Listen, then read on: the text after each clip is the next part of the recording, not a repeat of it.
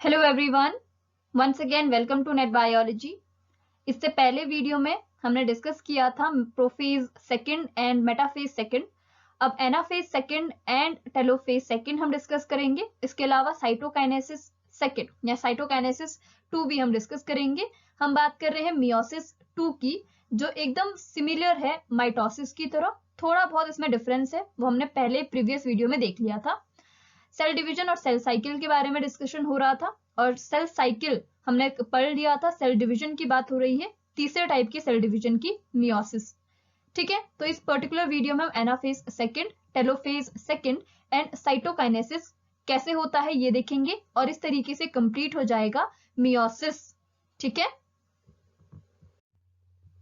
Anaphase second में क्या होता है ये हम डायग्रामेटिकली पहले देखेंगे। आपको पता है कि हमारे पास 2 सेल्स हैं और दोनों ही सेल्स में मेटाफेज हो चुकी थी, क्योंकि हम एनाफेज सेकंड या मियोसिस सेकंड की बात कर रहे हैं, माइटोसिस की नहीं। माइटोसिस में केवल एक सेल थी।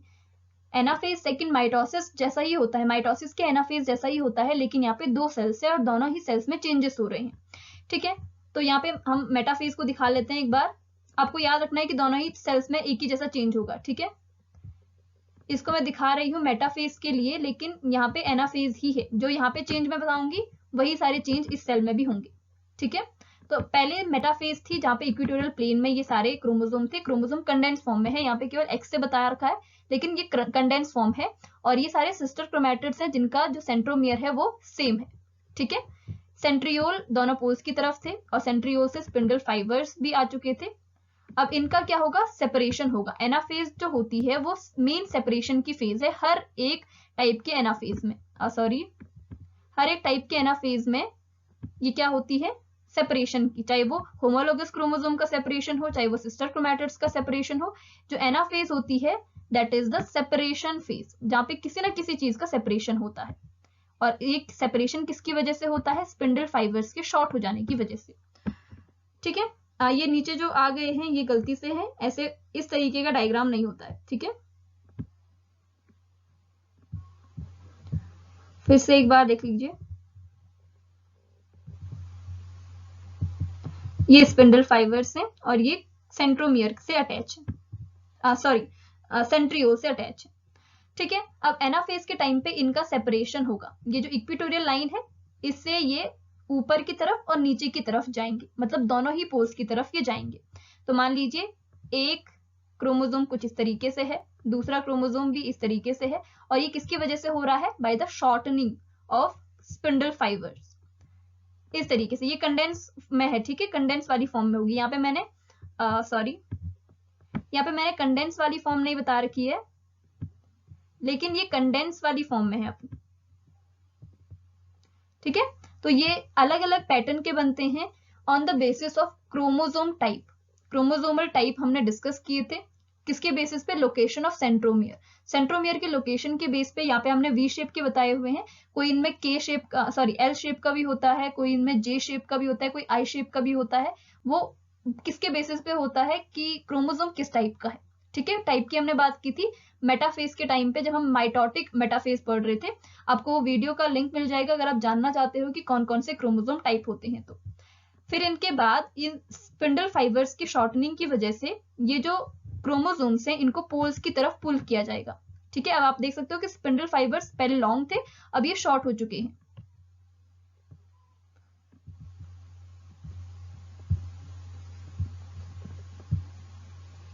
अब ये शॉर्ट हो चुके हैं। मेटाफेज लाइन ये वाली थी और इस मेटाफेज लाइन से ये दूर आ चुके हैं।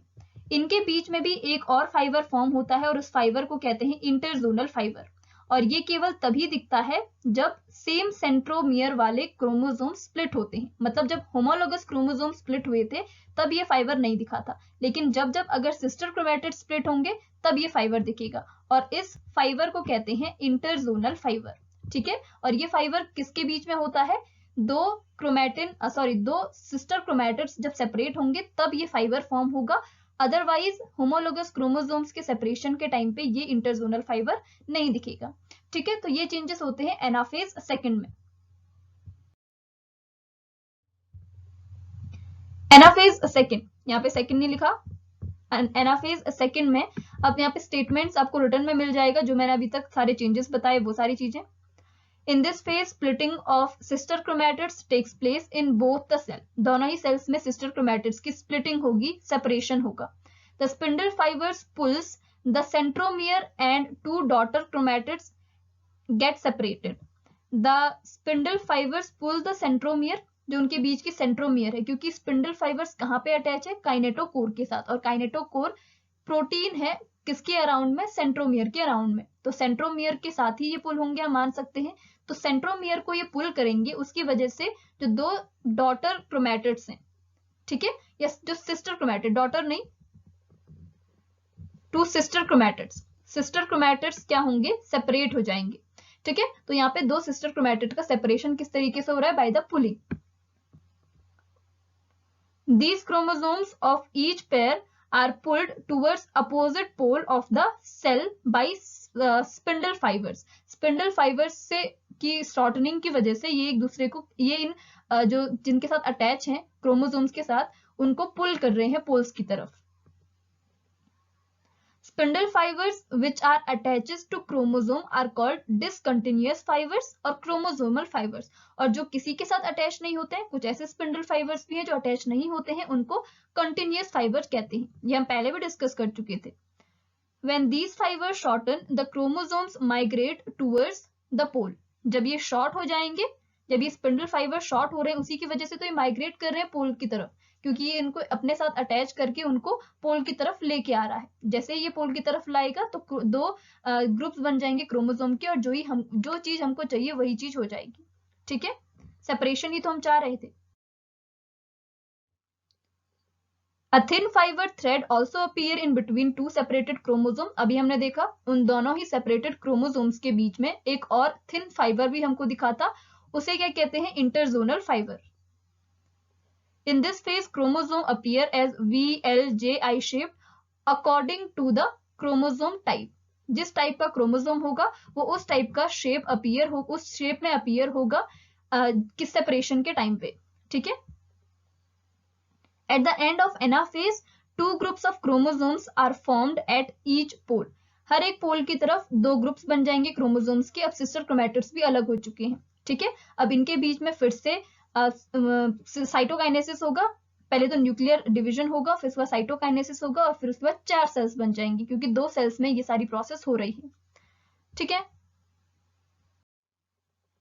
अब नेक्स्ट टेलोफेज बच गया, टेलोफेज सेकंड लास्ट वाली फेज है। यहाँ पे वही सारी चीजें होती हैं। अब ये जो 2 सेल्स हैं, अब इन 2 सेल्स में भी 2 ग्रुप्स बढ़ जाएंगे, ठीक है। हमने एंड में देखा कि एनाफेज के टाइम पे 2 ग्रुप्स बढ़ गए थे। क्रोमोसोम्स का यहाँ पे वापस से अनकॉइलिंग स्टार्ट हो जाएगी, और आप यहाँ पे समझ सकते हो कि अनकॉइल हो चुके हैं, तो ये क्रोमैटिन थ्रेड के रूप में दिखेंगे, ठीक है। यहाँ पे भी फिर से ये क्रोमैटिन थ्रेड के रूप में दिखेंगे।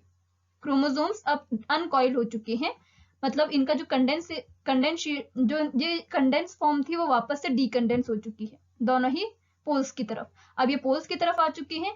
अगर हम एनिमल सेल की बात कर रहे हैं तो यहाँ पे साइटोकाइनेसिस भी स्टार्ट हो चुका होगा, मतलब यहाँ पे क्लीवेज फरो जो है वो फॉर्म हो चुका होगा कुछ इस तरीके से। ये जो प्लाज्मा मेम्ब्रेन है इसका इन्वेजिनेशन हो जाएगा, यहाँ पे समझिए, ये जो प्लाज्मा मेम्ब्रेन है इसका इस तरीके से इन्वेजिनेशन स्टार्ट हो जाएगा दोनों ही सेल्स में। ये एक सेल में दिखा रही हूं मैं, ऐसा ही दोनों सेल में हो जाएगा अगर ये एक एनिमल सेल है तो।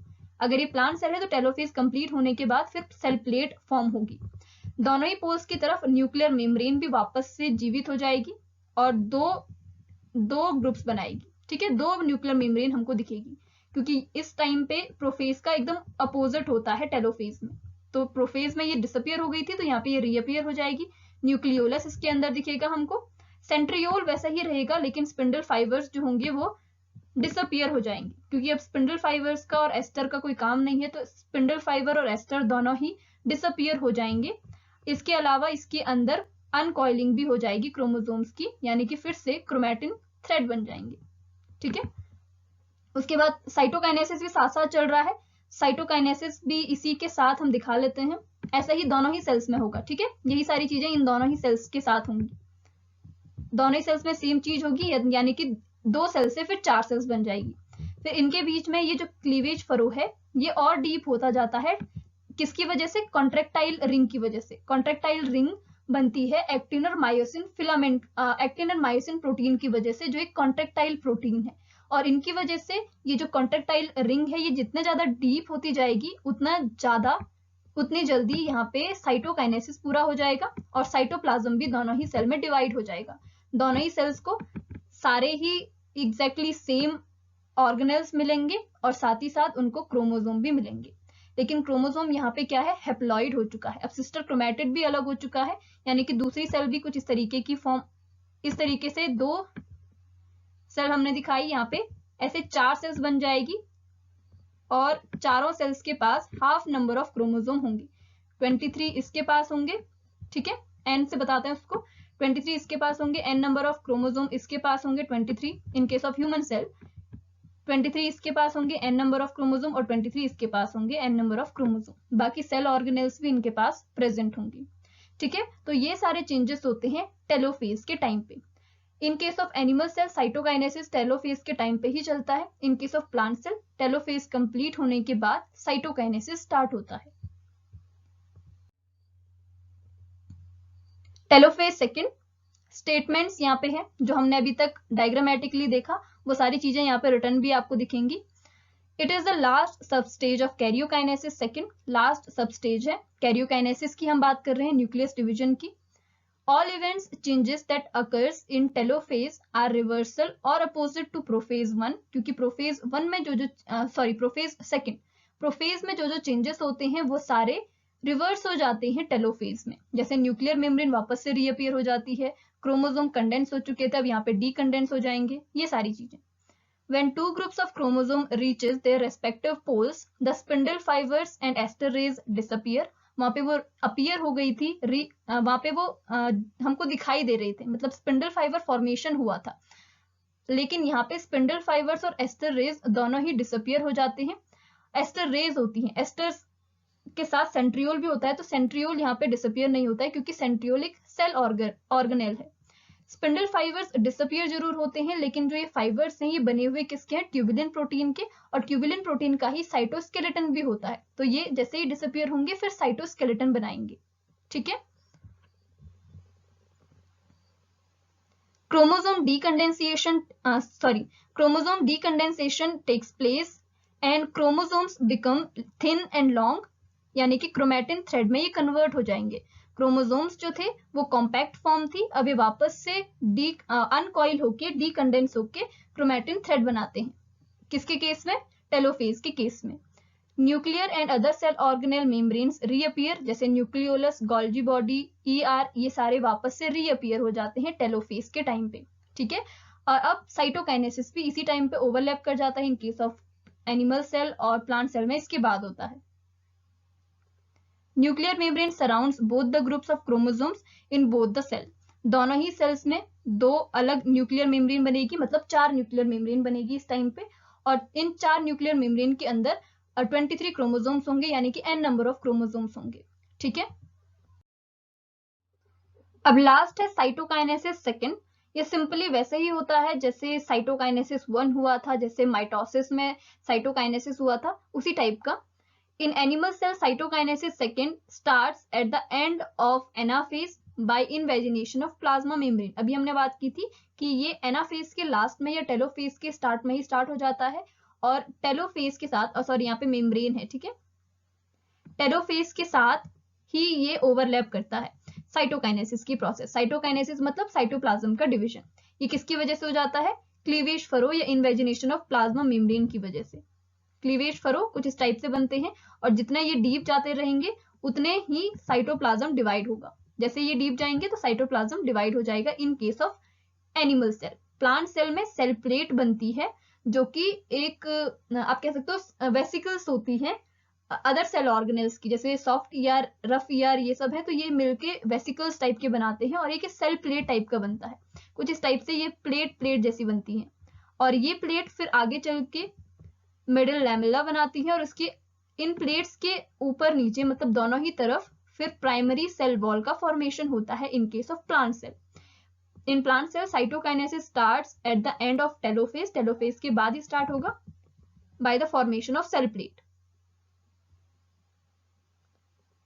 Eight last 4 haploid daughter cells produces by cytokinesis second. जैसे ही साइटोकाइनेसिस सेकंड होगा वैसे ही मियोसिस की पूरी प्रोसेस कंप्लीट हो जाएगी और 4 हैप्लॉइड सेल फॉर्म होगी। ठीक है, अब ये सारी प्रोसेस को हम एक डायग्राम के थ्रू भी देख लेते हैं मियोसिस की। ये आप देख सकते हो, यहाँ पे प्रोफेज 1 है। इंटरफेज के बाद सबसे पहले प्रोफेज 1 में मतलब कैरियोकाइनेसिस 1 में सेल जाएगी। प्रोफेज 1 में कंडेंसिएशन होता है, बाकी न्यूक्लियर मेम्ब्रेन ये क्या हो जाएगी, डिसअपियर हो जाएगी, ये सारी चीजें होती है। प्रोफेज 1 बहुत बड़ी फेज है जहाँ पे जेनेटिक मटेरियल का एक्सचेंज भी होता है। यहाँ पे नहीं दिखाया गया है लेकिन जेनेटिक मटेरियल यहाँ पे एक्सचेंज हो जाता है इन क्रोमोसोम्स के बीच में, होमोलोगस क्रोमोसोम्स के बीच में या नॉन सिस्टर क्रोमैटिड्स के बीच में। फिर मेटाफेज के टाइम पे, मेटाफेज 1 में ये एकदम मिडिल पोर्शन में आ जाते हैं। अगर यहाँ पे आपको दिख रहा होगा कि यहाँ पे जो सेंट्रोमियर है वो इस पोल की तरफ बताए हैं, तो इस टाइम पे ये मिडिल इस वाली लाइन पे आ चुकी है। फिर इसके बाद एनाफेज 1 में इनका सेपरेशन होता है, किसका, होमोलोगस क्रोमोसोम्स का, जो क्या हो चुके थे, एक्सचेंज हो चुके थे, जिनका जेनेटिक मटेरियल, एक पोर्शन उनका जेनेटिक मटेरियल का एक्सचेंज भी हो चुका है। फिर ये जो क्रॉस्ड ओवर क्रोमोसोम्स हैं वो 2 ग्रुप्स में डिवाइड हो जाते हैं टेलोफेज के टाइम पे, और फिर उसके बाद इनमें लास्ट में साइटोकाइनेसिस के थ्रू डिवीजन हो जाता है। टेलोफेज के टाइम पे वापस से सेल मेम्ब्रेन, न्यूक्लियर मेम्ब्रेन वगैरह ये सारी चीजें रीअपियर हो जाती है, जैसा प्रोफेज में हुआ था उसका एकदम अपोजिट हो जाता है। और फिर लास्ट में साइटोकाइनेसिस 1 के थ्रू फिर ये 2 सेल्स बन जाएंगी, 2 सेल्स बनेगी, उसके बाद इंटरकाइनेसिस होगा और उसके बाद फिर मियोसिस सेकंड होगा। अब मियोसिस सेकंड में क्या होगा, पहले प्रोफेज सेकंड चलेगी जिसमें 2 सेल्स है और दोनों ही सेल्स में जेनेटिक मटेरियल एक्सचेंज वाला आपको क्रोमोसोम्स दिख रहा होगा। तो क्रोमोसोम में जेनेटिक मटेरियल एक्सचेंज हो चुका है। अब फिर से मेटाफेज के टाइम पे अब सिस्टर क्रोमैटिड सेपरेट होंगी। ठीक है, इनके पास सिस्टर क्रोमैटिड्स तो हैं लेकिन होमोलोगस क्रोमोसोम इनके सेपरेट हो चुके हैं। फिर उसके बाद ये फिर से मेटाफेज के टाइम पे गए हैं। यहाँ पे फिर से आपको दिख रहा होगा पोल्स ये वाले हैं। मेटाफेज प्लेट ये है जहाँ पे ये अलाइन हुए हैं, दोनों ही सेल्स में आपको इनका अलाइनमेंट दिख रहा होगा, मेटाफेज प्लेट बनी हुई दिख रही होगी। यहाँ पे बहुत सारे क्रोमोसोम्स आएंगे, यहाँ पे केवल 2 दिखाए गए हैं। फिर इनके बीच में भी सेपरेशन होगा, सिस्टर क्रोमैटिड्स हैं ये, इनके बीच में आपको सेपरेशन दिख रहा होगा, इस प्लेट में थे ये, अब इनके बीच में सेपरेशन होगा एनाफेज सेकंड में। और टेलोफेज के टाइम पे ये अनकॉइल हो जाएंगे, डीकंडेंस हो जाएंगे और फिर इस टाइप के दिखेंगे। यहाँ पे 2 न्यूक्लियर मेम्ब्रेन आपको दिख रही होगी, यहाँ पे भी 2 न्यूक्लियर मेम्ब्रेन, यानी कि 4 न्यूक्लियर मेम्ब्रेन्स बन गई हैं। अब साइटोप्लाज्म इनमें डिवाइड होगा क्लीवेज फरो के थ्रू, और जैसे ही साइटोप्लाज्म डिवाइड हुआ वैसे ही आपको दिख रहा होगा कि 4 न्यू सेल्स बन गई जिनके पास हैप्लॉइड क्रोमोसोम्स हैं। यहाँ पे 8 क्रोमोसोम्स दिख रहे थे, यहाँ पे केवल 2 ही क्रोमोसोम्स, मतलब यहाँ पे 4 क्रोमोसोम्स दिख रहे होंगे आपको, 4 क्रोमोसोम्स दिख रहे होंगे जिनके सिस्टर क्रोमैटिड को भी अगर गिने तो 8 हैं, लेकिन यहाँ पे 4 क्रोमोसोम्स हैं। लेकिन सब सेल्स को कितने मिले हैं, केवल 2 क्रोमोसोम्स। ठीक है, तो हैप्लॉइड नंबर ऑफ क्रोमोसोम्स यहाँ पे डिवाइड हो जाएंगे और हैप्लॉइड सेल्स बनेंगी, 4 सेल्स बनेंगी। ठीक है, cytokinesis, with the help of cytokinesis second. तो ये सारी चीजें होती है एक टिपिकल मियोसिस की प्रोसेस में। अब हम नेक्स्ट वीडियो में इनके टाइप्स भी देखेंगे, माइटोसिस और मियोसिस के टाइप्स। उसके बाद फिर रेगुलेशन स्टार्ट होगा जो कि बहुत इंपॉर्टेंट टॉपिक है। सेल साइकिल रेगुलेशन बहुत इंपॉर्टेंट है, यहाँ पे काफी सारी प्रोटीन्स आती हैं, प्रोटीन्स के थ्रू इनका रेगुलेशन होता है, चेक पॉइंट्स होते हैं, तो हम सारी चीजें देखेंगे। नेट के सिलेबस के अकॉर्डिंग भी अगर हम नेट की एग्जामिनेशन को टारगेट कर रहे हैं तो वहां पे आपको बहुत सारे क्वेश्चन इससे रिलेटेड दिखेंगे और ये सारे इंटर रिलेटेड होते हैं सेल सिग्नलिंग से भी। तो हम डिटेल में देखेंगे कि सेल साइकिल रेगुलेशन कैसे है, उससे पहले थोड़ा टाइप्स देख लेंगे। ठीक है, थैंक यू सो मच।